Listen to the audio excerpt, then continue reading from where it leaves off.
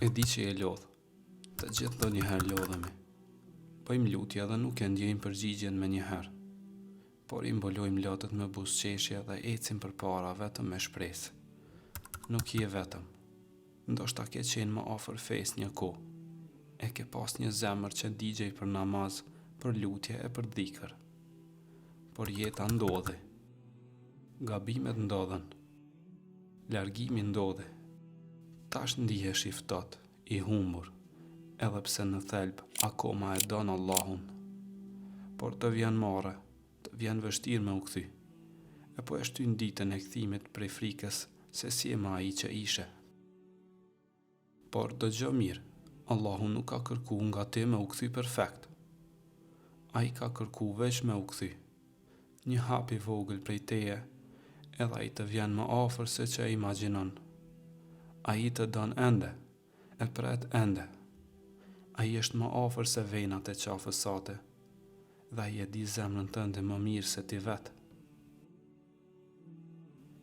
E ndoshta disa prej jush jeni duke kalu sprova që fjalët s'munden me i përshkru. Ke humb dikë që e ke dasht më shumë se veten, apo ndoshta jeta jote është duke u coptu. Financat, shëndeti, martesa, vetmia, dhe po thua pse mua Zot. Por mos harro, Allahu nuk sprovon pa qëllim.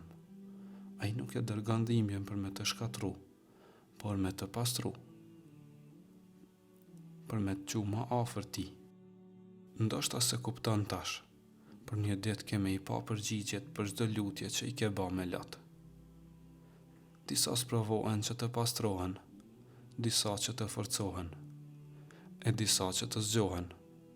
Dhe krejt ne kemi nevojë her pas here me u kujtu se kjo jetë nuk është vendi i qetësisë, por rruga drejt saj.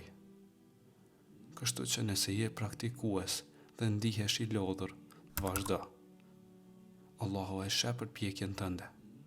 Nëse je larguar, ktheu, ai të pret. Nëse je në mes të dhimbjes, duro, sepse me vështirësi vjen lehtësimi.